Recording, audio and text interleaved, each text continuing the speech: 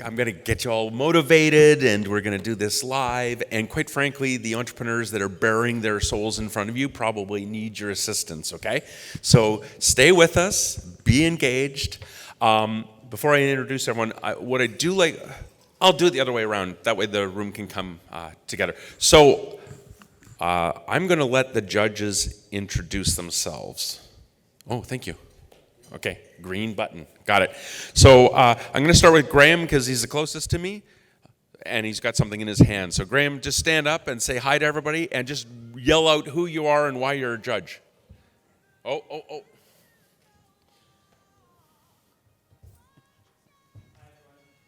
On? Oh, there we go. Yeah, great to be here. My name's Graham Edge. I'm one of the co-founders of something called Energy Disruptors, based in Calgary. I started my own entrepreneurial journey about 7 years ago. So Randy and I were just comparing notes, basically saying the challenges of being an entrepreneur, especially when you're self-funding something. So it's a real honor for me to be a judge and support these fellow entrepreneurs. Before you give it up, hold on. How many people showed up at Energy Disruptors this year? We had 3,000 leaders from around the world. 3,000. And how many people in this room were at that conference? So this guy's doing big things. So I'm thrilled he's here with us, by the way. It's awesome what you've done. Yeah, and I'll explain a bit more what Energy Disruptors is later on, because I'm on a panel after lunch. Yeah, or at the cocktail party you're supposed to register for. Okay. Yeah. Might as well just go around the table. So hand the mic, yeah. Hi, thank you. I'm Evan Horvath. I'm on the portfolio management team at the BC Centre for Innovation and Clean Energy. And what we do is fund the clean energy and carbon management space. Keep going, yeah. Well, I think... Okay, so basically, I got to tell you, the 8 companies, I've been telling them they want to look for a guy just like you. So what does portfolio management look like? Like, what portfolio are you kind of looking into specifically? So in this context, definitely the decentralized energy portfolio is pretty relevant.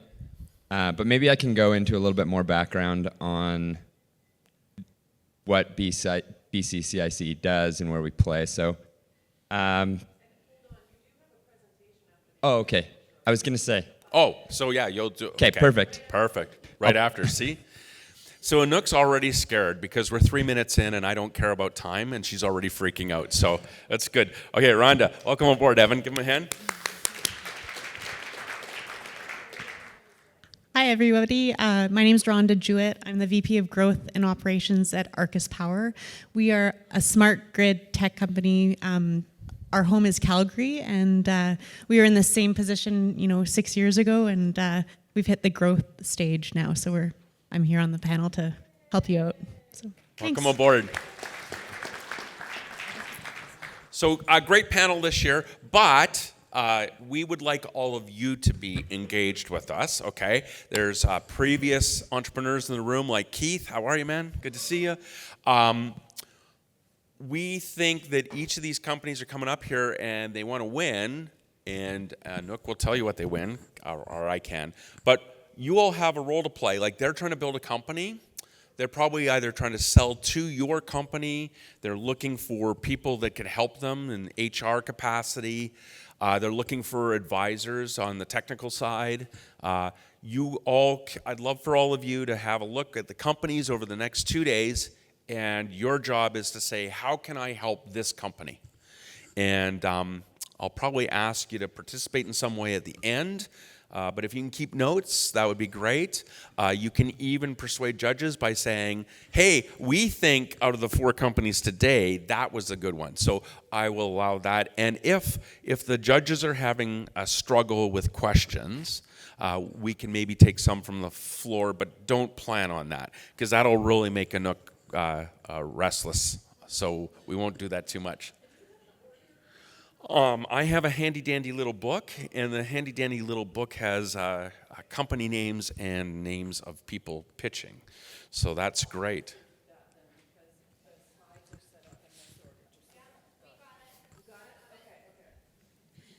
I thought I just said that. But actually, so Anouk knows me well enough to know I will actually lie and say I got it when I don't really have it. So it's okay. So with that, let's get going. We'd like you to encourage them as they come up because it's tough. Connect Decks is first. Come on up. Oh. I thought you said that was at the end. Sorry, Pratik.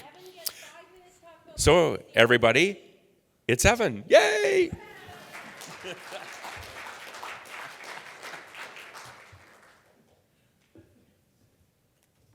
Thank you.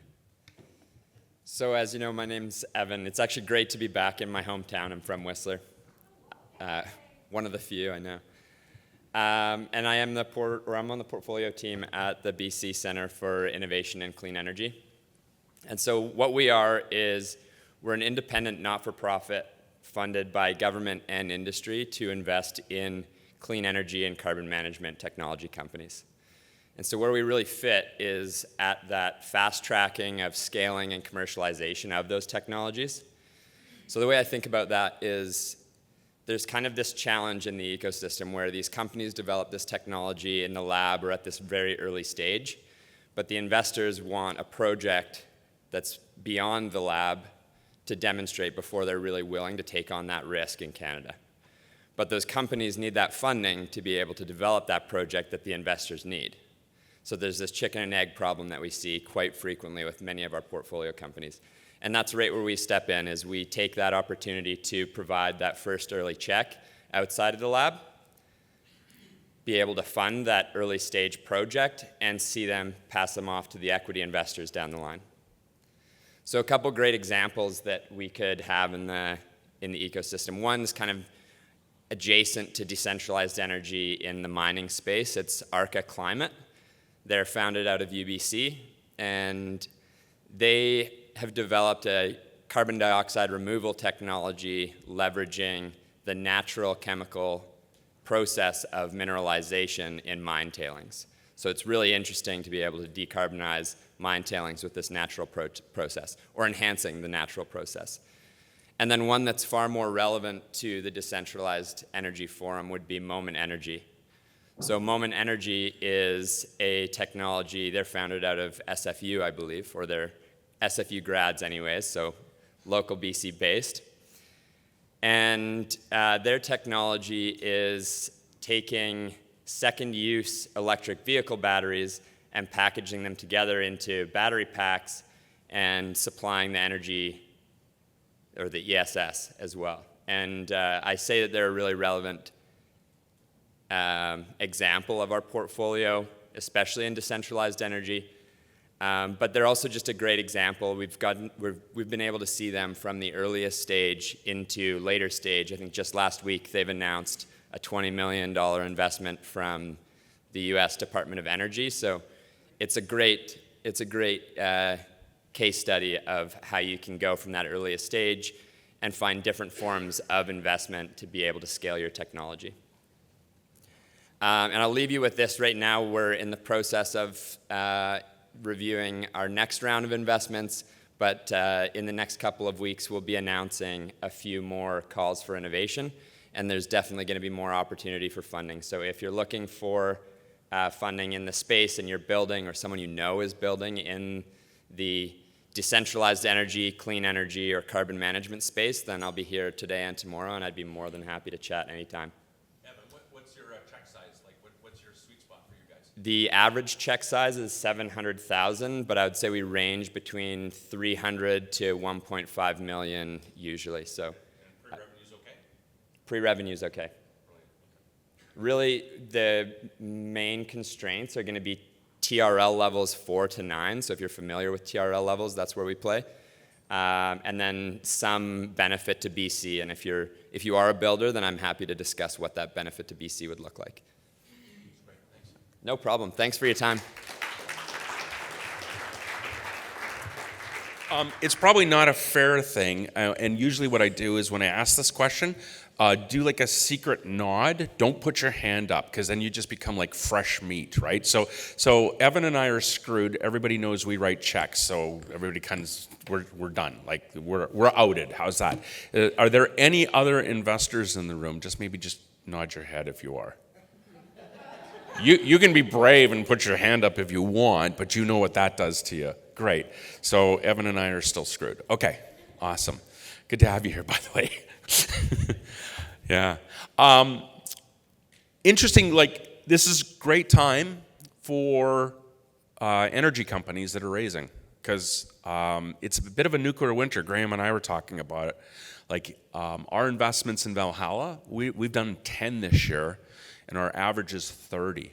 Like, angel investing is down 60% across the board, and part of it's because interest rates are rising, and there's way safer places to put your money than hanging out with all of you bozos, right? But what I'm finding is, while we were doing this, Anouk and I were doing this about a decade ago, nobody would touch early stage power or energy company or anything in the microgrid space. We used to call that your nuclear winter. It's really cool. Like right now, because of the way companies in the early stage are structured, there's opportunities for residuals or like investment distributions annually. So we're seeing that this is the most popular space among all of our investors right now. So I'm thrilled with that as an intro to bring up 8 really cool companies. And I was shocked. We see this all the time.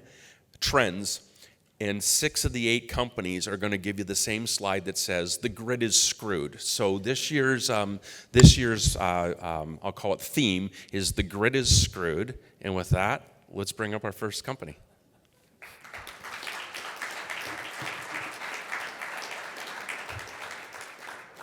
All right, good morning, everyone. So the theme is the grid is screwed, so I'll start there. Thank you very much. So at ConnectX, we want to democratize access to cleaner, reliable, and more affordable energy for all. And we do that by enabling a decentralized power grid. We'd not like to talk about virtual power plants because there's a bit of a misnomer, and we talk about how we do that.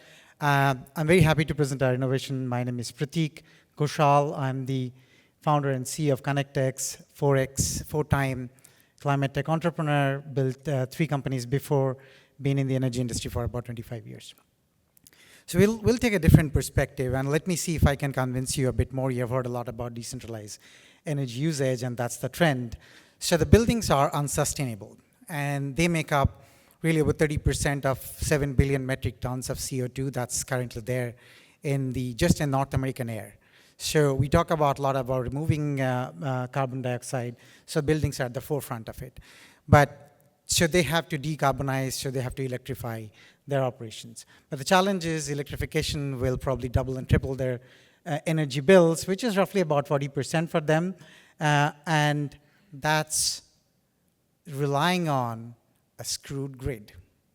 So sorry about that. That failed about 1,000 times in the last 3 years. So let's see how we do it. So the good news is the solution lies within. All the buildings have something that the grid wants, but the buildings probably don't know about that.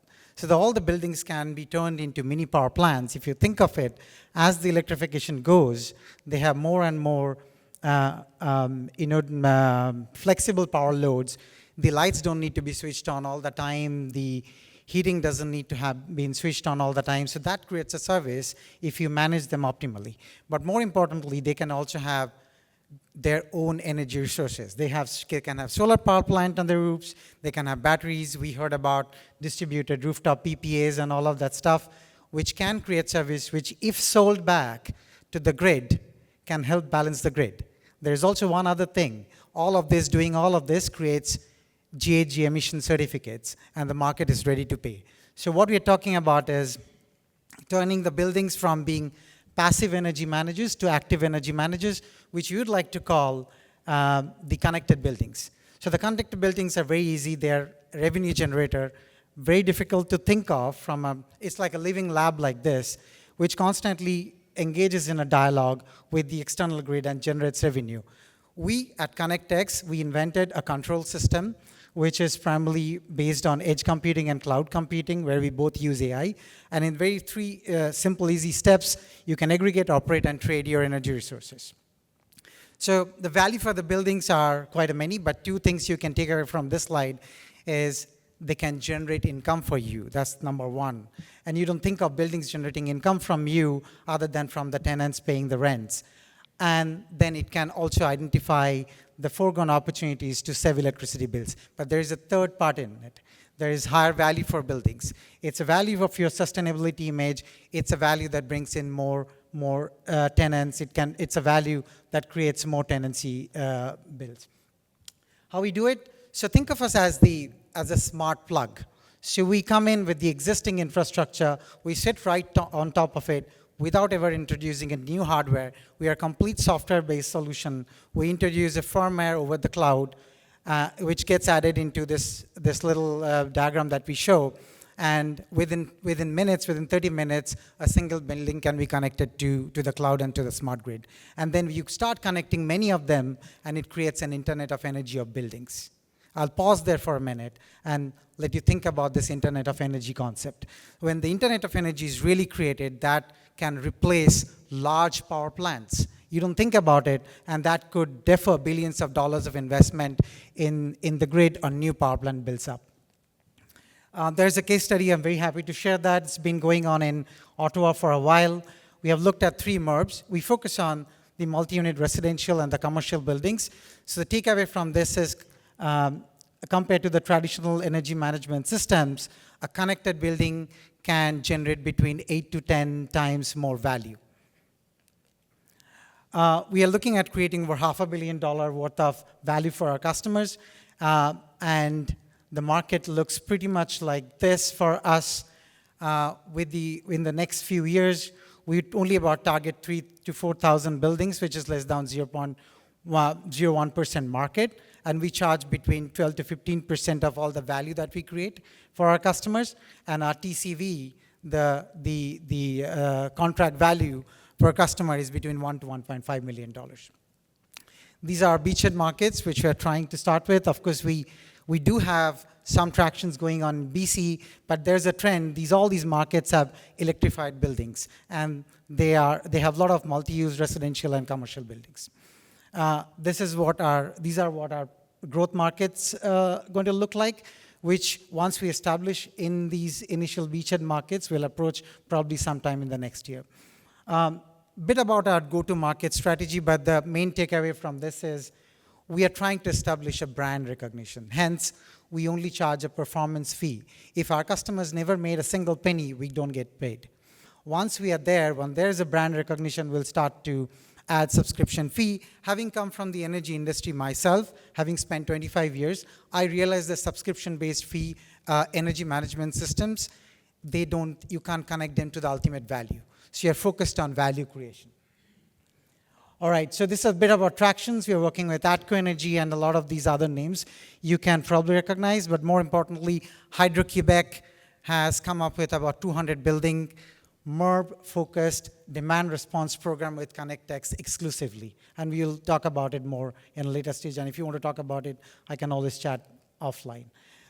We compare ourselves with the traditional energy management systems, and this is how we are significantly different. We are OEM interoperable with our software-based system. We are also able to turn the buildings into active energy managers. Again, there is one takeaway from here. We are industry's first proprietary database of DERs, which allows our AIs to be more accurate. There's a team. We come from the energy industry. We have built and scaled companies before, not our first rodeo. We are power electronics engineers, control system engineers, and have experience in data science and AI. We are also advised by a very good a group of advisors, and one of them is right here, and she's joining us as the CEO, Vinuta. These are our partners without whom we won't be here.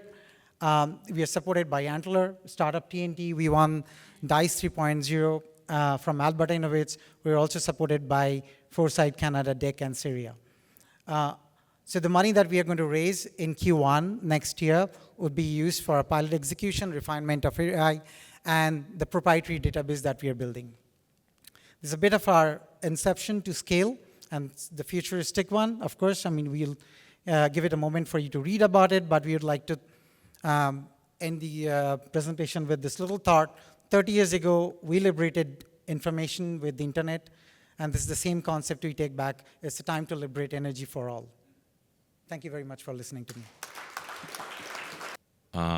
Where I'm going with, you can stay there if you want, but you had 900,000 of revenue being, there's the 900,000 number, the net cash over 15 years. So what I was wondering, as you look at that, is that the net cash to your company, or is that the cash that stays with the property manager? The property manager. Okay, so what do you guys get? How do you get paid? So we get, we charge between 12 to 15%. Got of it. the value that is created. For us, the total value created is the energy savings and the income that they can generate. Got it. So you don't get paid monthly, you get paid annually? Is that how that would work? It's a monthly billing for Okay. us. Yeah, but we have an annualized contract. We typically like to think about ARR. Yep.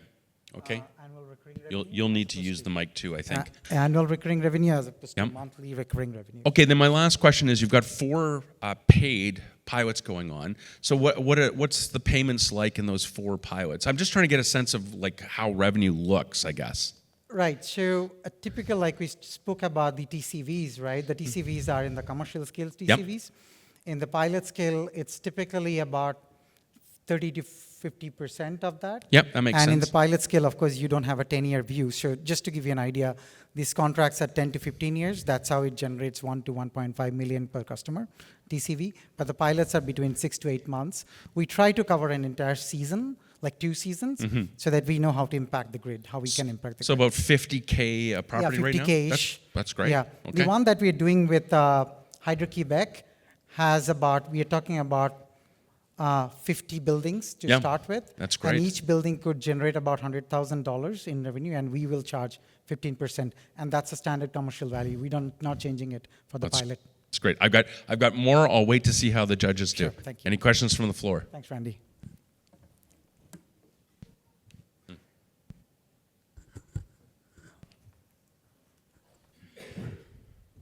I think my first question would be, can you go into a little bit more detail on how you're thinking about your target market to start, and then how you're going to grow that? Right, yeah. And maybe touch on geographies and how you're going to integrate with like the specific grid providers. Sure, yeah. So even though we spoke about buildings in general, the built environment, we are targeting multi-unit residential and commercials. They're the ones, there are 7 million of those in North America today, which do not even have an energy management systems. And they're at the forefront of the energy transition. Some of these building managers and operators, even the REITs, real estate property trust, investment trust, they don't even know that those buildings are unsustainable. So you target there, sales cycles are pretty short. We have typically between 2 to 3 months to sign a contract. And once we are done with it, we are transitioning, and there's a bit of this. We love to talk about that, actually. We really love that. If you see towards the end of it, this is large commercial and industrial, and then we are going into data centers.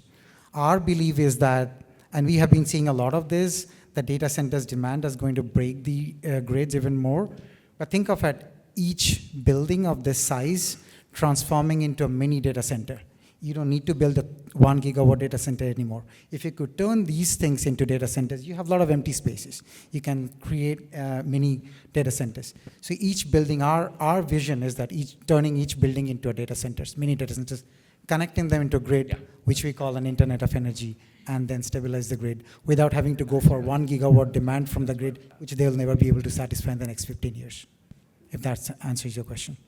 And then we go into these markets in our growth stage. I hate to do this, but we already got the hook. See, we got to make the answers short and the questions short. So I asked too many, so I apologize. And I'm going to run a timer next time on the Q&A. Sorry, but Rhonda, Graham, do you have anything you want to ask?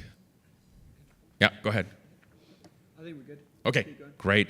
Pratik, thanks you very much. Well done. thanks for having Give me a hand. Yeah. My friends at T-Rex are next. Stephen. Live from Edmonton, Alberta. Yay!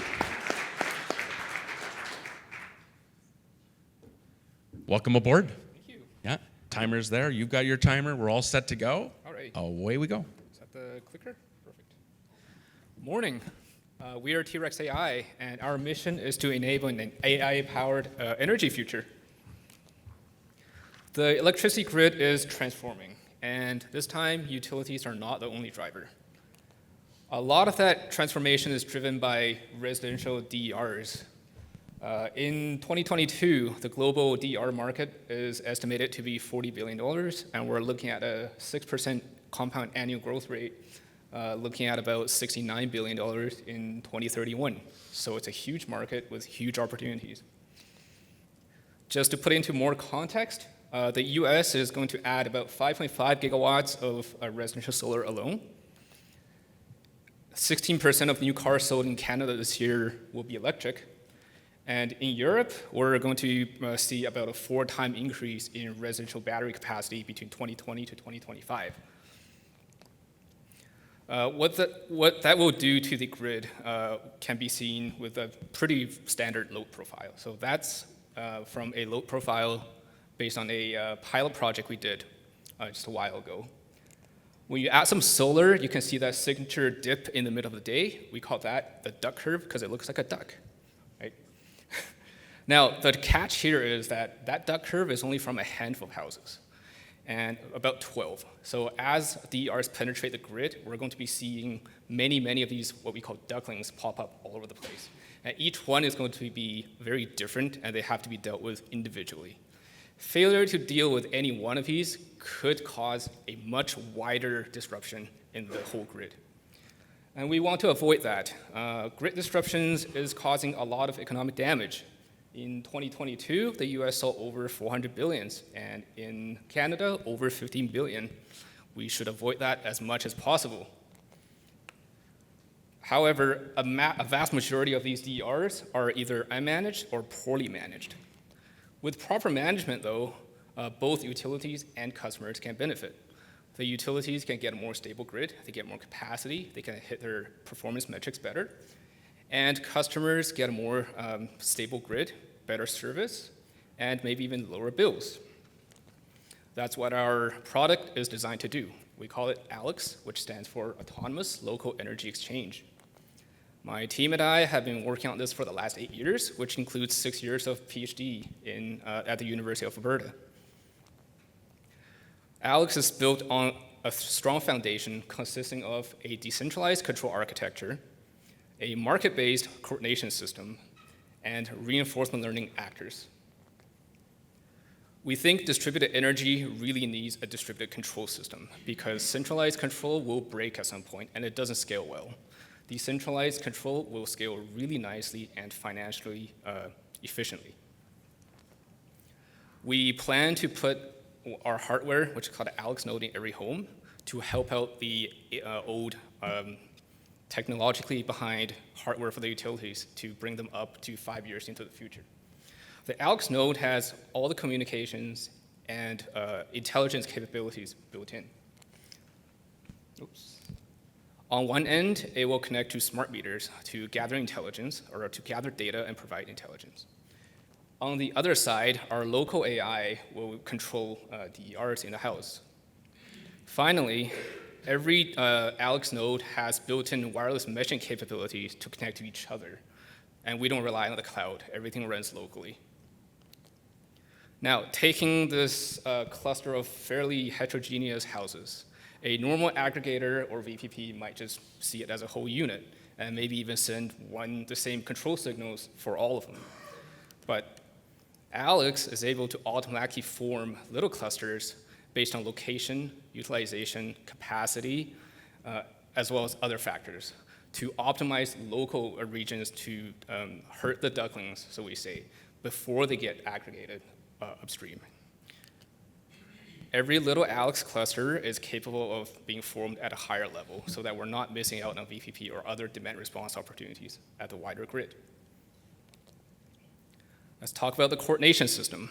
So the only goal of the coordination system here is to be an invisible hand providing incentive to balance supply and demand, which is the root cause of any duck curve. We know that markets are the most efficient coordination system for supply and demand balance, and that's why we created a custom market based on double auctions. With our custom market, we're capable of doing transactions in the sub-second scale, which is unheard of in the utilities industry. And due to the complexities of interacting with the market, we have to resort to AI to take over all your decision making so that you don't need to make any of the decisions and get all the benefits. Our results from our most recent pilot is very good. I'll show you now. So going back to the duck curve, this is a PV-only system. Now you can add a little bit of batteries behind the meter to improve the load curve a little bit.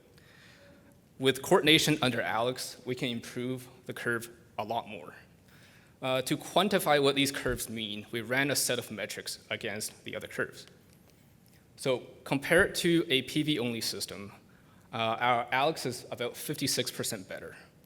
And compared to a behind-the-meter system with no coordination, we're about 41% better. And finally, we're the only ones who have shown so far to actually contribute to grid health.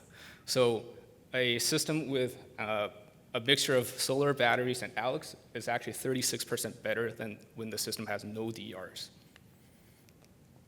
Compared to the competition, we are way ahead in terms of dealing with ducklings and autonomy and productivity, or proactivity. Let's talk about the business. Electric utilities are going to be our primary customers. We want to be their friends, and we want to work with them. We plan to charge some money per watt hour of energy managed, and we also will charge for consulting services to get their data pipeline and whatnot up to task. We're targeting over $10 million of ARR in about 3 years. In terms of traction, we have 3 letters of commitment to use our product. We finished the phase 1 of our first pilot very recently, and we're in contract negotiations for follow-up projects. We are a revenue-generating company, and we have also raised over $500K of non-dilutive funding to date. Today, I am here to ask for projects, people who are interested in talking to us and working with us, as well as some fundraising from non-dilutive sources, angels or VCs with power telecom experience, corporate VCs, or private equity. Thank you.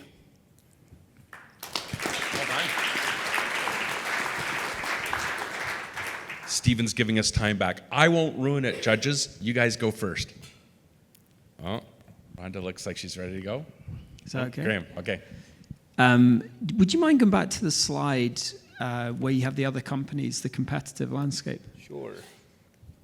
This one. Yeah, that's perfect. So just tell us a bit more about how this is better, because you've obviously got this hardware piece with the ALEX node, this very clever software. What do you see as kind of the IP and the secret sauce compared to some of these other players? The secret sauce is really our architecture and our approach with AI. Like I said before, a lot of these are simply VPP companies that aggregate a whole bunch of houses together and treat them as a uniform unit. That doesn't deal with the ducklings problem that we will see and is popping up in places like California.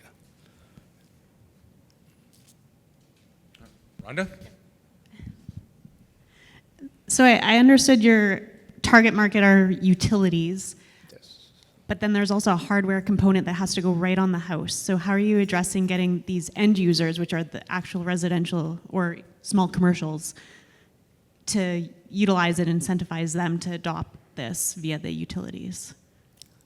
We would partner with the utilities to roll out the deployment of our hardware. Right. So, And who pays for the hardware? well, either we pay for it or the utility pays for it. We're working that out right now. Thank you. Yep.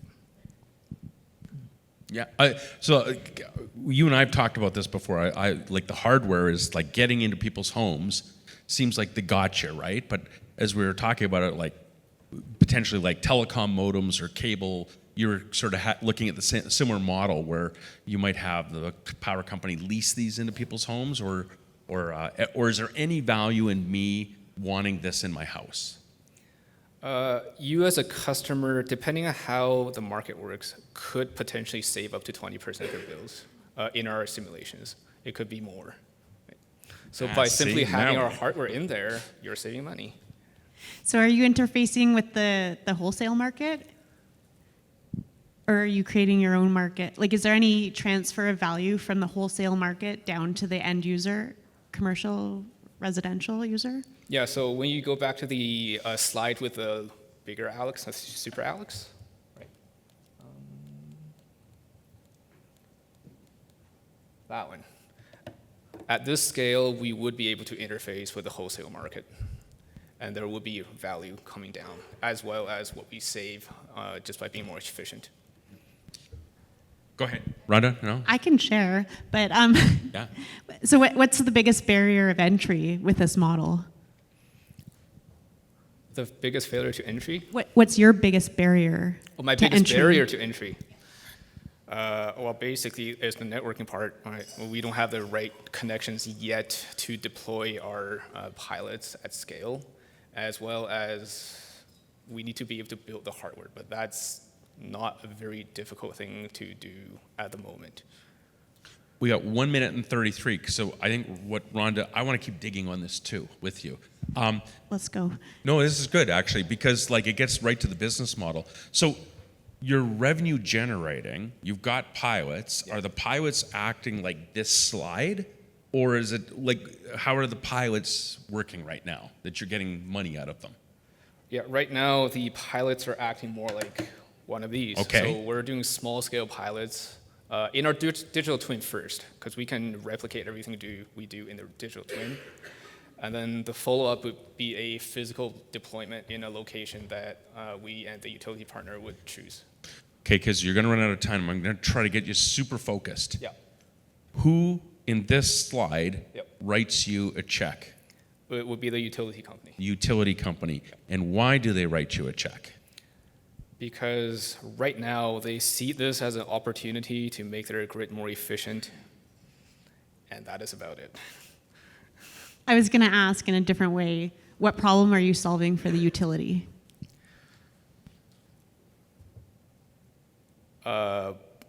It depends on where, right? So in California, it would help them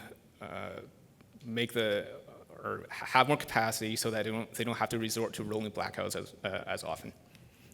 In Alberta, other places probably less now, but more of a future problem.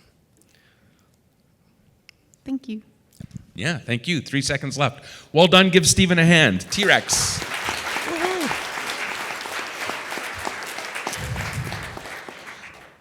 Very interesting Q&A. So again, anybody can help these companies along, that would be great. Think about how you can.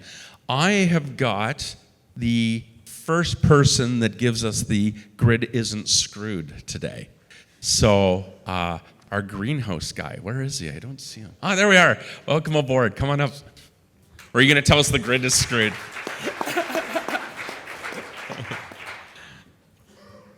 Everybody meet Brad. And welcome aboard. Okay, 8 minutes. You know, I usually just get through the weather by about that time, so I'll probably start speaking quicker as I get to the end here. What I'm going to share with all of you here today is kind of the decentralized energy model, but we're going to take it to the next level, and we're going to add integration to it. So decentralized, but bringing a bunch of different pieces together, so it's not just electricity. This is a greenhouse that I helped develop about 4 years ago. It's in central Alberta.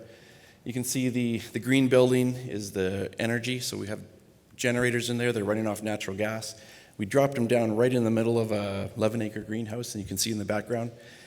What we're doing here is we're making electricity. We're combusting natural gas. We make electricity for the lights, grow lights in the greenhouse. The extra electricity we put to the grid. We capture the waste heat off the generators, and that's what heats the greenhouse. And we also treat the exhaust and move the exhaust directly into the greenhouse, so the plants absorb a whole bunch of our carbon dioxide. This is the way we're trying to make a fossil fuel as green as we think we can make it. This idea actually came to me. I was working for some oil sands companies, consulting with an XPRIZE with ENMAX and others, and they were saying, we got to figure out a way to we're going to capture all the CO2 from our generators, now what do we do with it? And I was part of that team, and I was actually meeting with a really smart professor out of U of A, saying, you know, we're going to take this carbon, we're going to reconstitute it, make it into a fuel again, blah, blah, blah, blah, blah. And he looked at me and like, sometimes professors have this way of making, you know, you're really stupid. What are you talking about, man? And he said, you got to let the plants do the work. If you're going to make carbon dioxide and then you're going to use it for something good, you got to let the plants, you got to let photosynthesis do the job, and then you can reuse it because they're just the best at the job. Stop thinking us humans can be so fancy and put molecules back together and make it make sense. It just doesn't. So that's where this came from. I was in the business of power generation and natural gas production. We partnered with a greenhouse family, and we came together, and that's the integration. It's not easy because, you know, you're usually a power guy, you're a gas guy, you're an electrical guy, or you're a greenhouse guy, and to come together and say, we're going to be all three. And the reason is you have to be all three is you're sharing.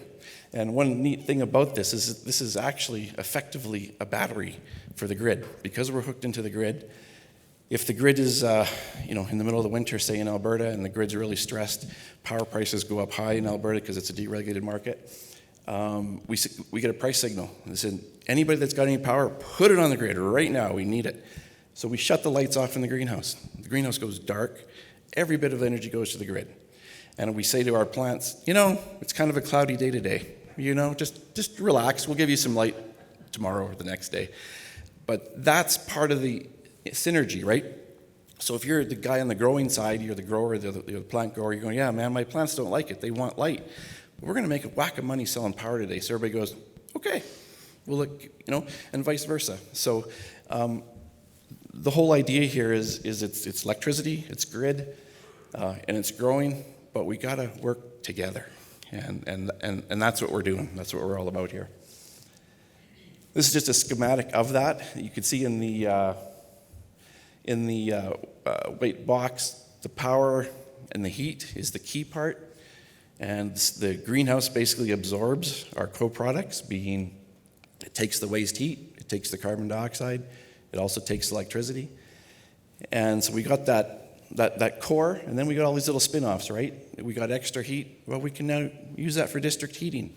On the other side of the equation, on the right-hand side, we're actually looking at produced water, like dirty water or water that's produced with gas wells and so on. We're going to distill it. We're going to use in the summertime, we're going to collect all this water over the year. In the summertime, when the greenhouse doesn't need the heat, we're going to distill water, create our own distilled pure water from otherwise dirty water. So we've got this core, which is the power and the heat, with the greenhouse sort of enabling it, and then we're going to have all these little spin-offs coming out over time.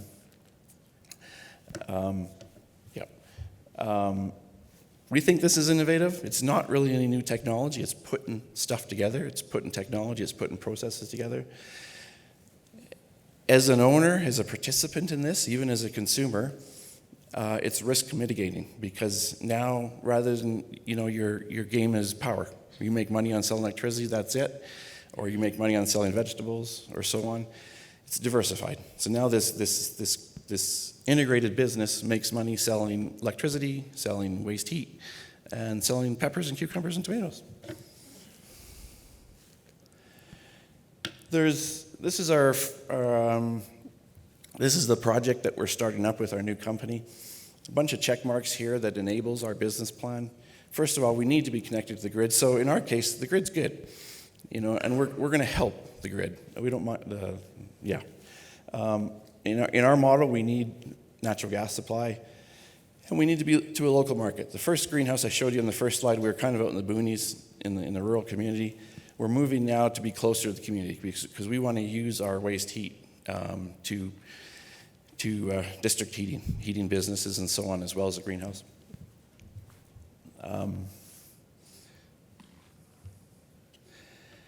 It makes money.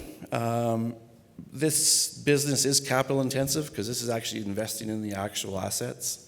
The talks I heard today, I'm excited. I think that technology and software is going to help us do what we're doing. We're actually putting the physical assets in the ground, buying greenhouses that are no longer viable. Example, marijuana greenhouses. We got some founders, we got some cash in the game already. We're looking to do this picture on the side here where we're going to push ourselves out by 2027 to over 10 million in EBITDA. We need about $4 million in equity. We're going to balance the rest of it off with debt over the next couple of years. You can see the green bars there. That's our greenhouse. That's the EBITDA we're going to make from our greenhouse. In the early stages, like in next year, 2025, you can see the blue bar fairly small, which is the electricity, because we're going to consume most of it in our own greenhouse. But then we're going to add. Over the years, we're going to add more generation to complement it. So that's kind of our growth piece. So we'll end up, all right, our goal is to be balanced, greenhouse and electricity. This is a map of Alberta. This shows how, and this is where what's really got me excited is this is a very expandable model. And I just circled some areas in Alberta where there's a good demand around some fairly sizable cities and towns that have natural gas supply, that have good grid connection, and they don't necessarily have their own good food production in terms of all year-round greenhouses. So we're going to go in there, put our model in place, build some greenhouses, hook up to the grid, and provide local product everywhere. Interesting, this model is based on natural gas as our feedstock, but we think we can expand this model into other provinces and states where there isn't natural gas using a renewable fuel, a renewable biodiesel or bio, something like that. But our first is in Alberta because we got good access to the natural gas. And we've just about done it here. So we've got a very experienced team together. We're pulling together agriculture, power, natural gas, and IT. And as part of what we're doing here is our goal is to not only make this in a most efficient way, but we want to cut out warehousing of produce. We want to go from vine to customer. So we're going to need a little bit of IT in there to do that. Well done. Yep. Don't go anywhere. Okay. Yeah. Got a couple of questions. When Brad and I were meeting, I asked him, so are you a farmer or an engineer? And he said, both. So, what's more important in the whole process to you? Like, I'm going to ask the same question I did when we were meeting before. Like, is it more important on the greenhouse side or more important what you're doing on the energy side? It's both. People sometimes ask me when people are interested in investing, a power guy says, can I just pull a power piece out of that model? And I say, no, they're hooked together and they hook together because the greenhouse enables us to do the power. And you can't. To me, this is an integrated and it's going to be hooked together. Just the way. And then on your Alberta slide, this is a puffball for you. You didn't want to point it, but you actually have how many locations that are thinking about, like you've got opportunities to do more of these plants, greenhouses, right? How many? There's existing greenhouses that aren't cutting the mustard, and they're either going bankrupt or whatever, and mostly because they're a single vision play. We're just a greenhouse. We're just agriculture, and they don't incorporate, they don't manage, they don't hedge the power and the energy piece of it, right? So we've got about 4 opportunities right now to take over existing greenhouses, plunk in the power to make it efficient, and then we've probably got 15 or 20 mid-sized towns and smaller cities throughout Alberta that are prime for this. Graham. Just to go back to the example, you had the image of the site with obviously the natural gas power plants and the greenhouses.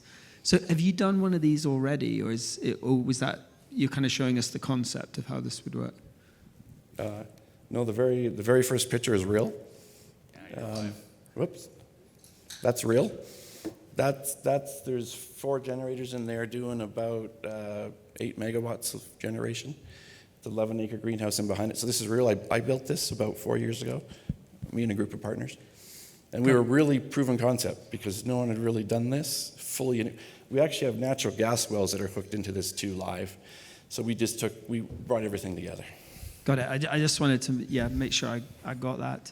So this isn't owned by the existing company. This was something you'd done previously. You're kind of taking the learnings from this and now wanting to scale it. This business is now sort of in status quo, and Energrow is a new business. And one other quick question. So if you look at that particular site, roughly what percentage of the CO2 are you capturing through the greenhouse and the plants?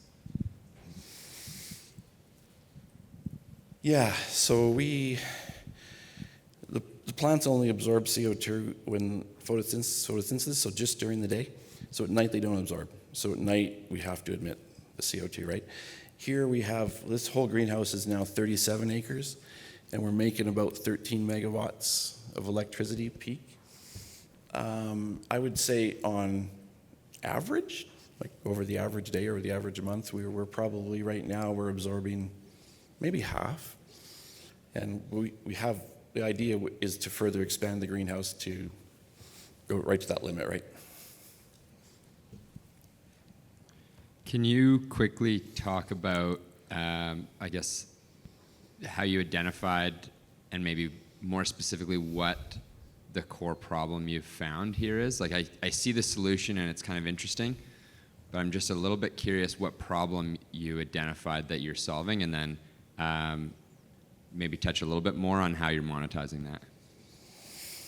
Well, we're solving a fair number of problems because we're in 3 industries here, right? Come together. We're making greenhouses in the northern climate viable. Because if you look back over time, greenhouses go in and out of business every time natural gas and power prices go up and down, right? Because they just can't handle those swings.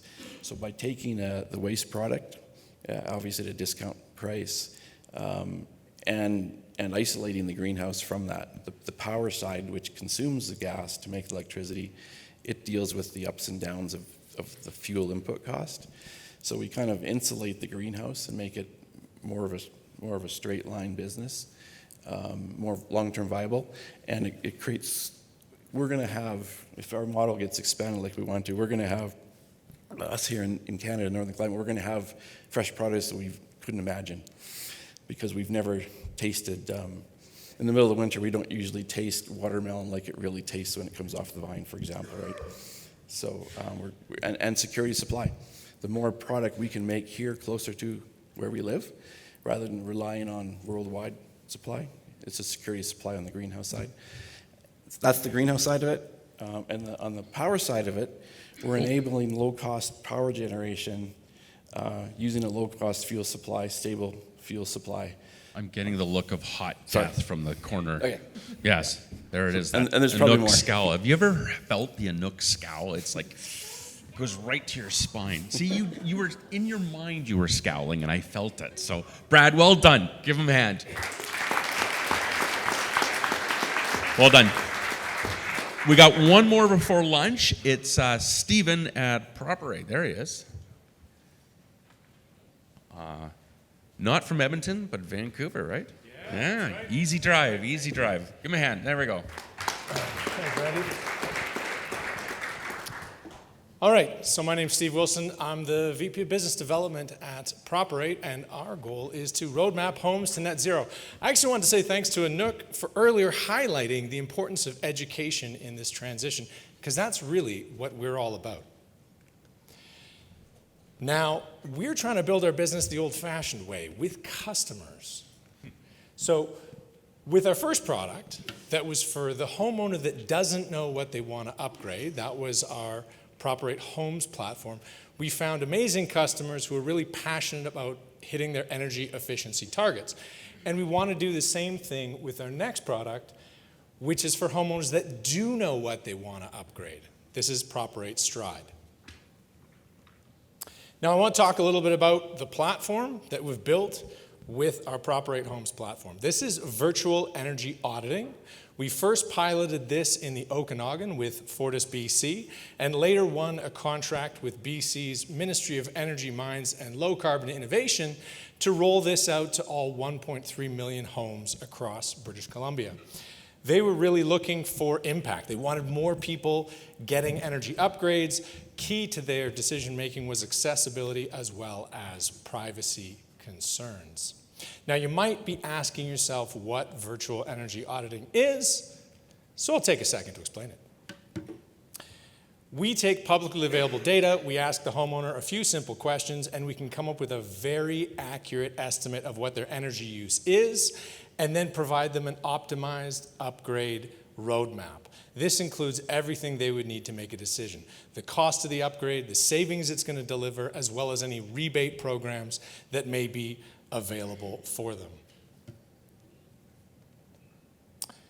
One of the key decision makers for BC was our gray box model that we use. Here we take the best of black box modeling or algorithms to make sure that it's accurate and fast enough to provide real-time answers to homeowners, and combine that with physics-based modeling or white box to make sure that it, on a component level, is auditable for each house as well as accessible for underserved communities.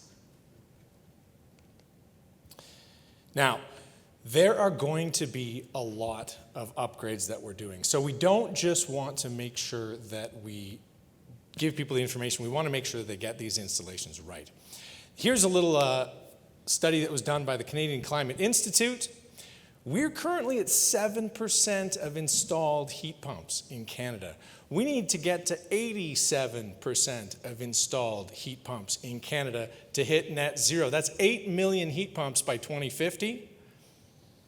And that's a huge opportunity for us. What I really like about this study is actually looking at the lowest cost way that we're going to hit net zero. So if you look at the bottom of the side of that graph there, you'll see 14% of the systems they think are going to be installed still include natural gas. That's going to be in the really cold climates or where natural gas is very, very inexpensive, like in places like Alberta.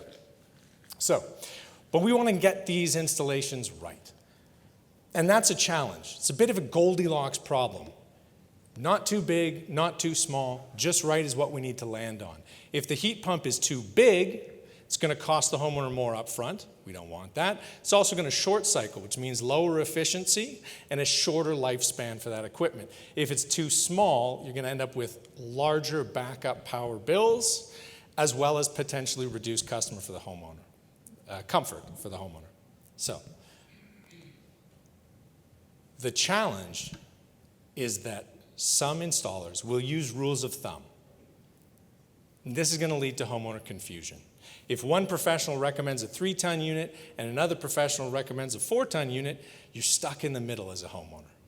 And when homeowners are confused through the process, and they have wonderful distractions on stage, the thing doesn't deliver comfort and it doesn't deliver the desired savings, they end up saying heat pumps don't work.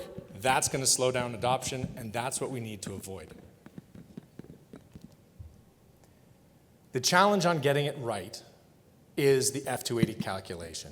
This is the CSA standard for heat pump sizing, and here is one of the Excel sheets that you can use.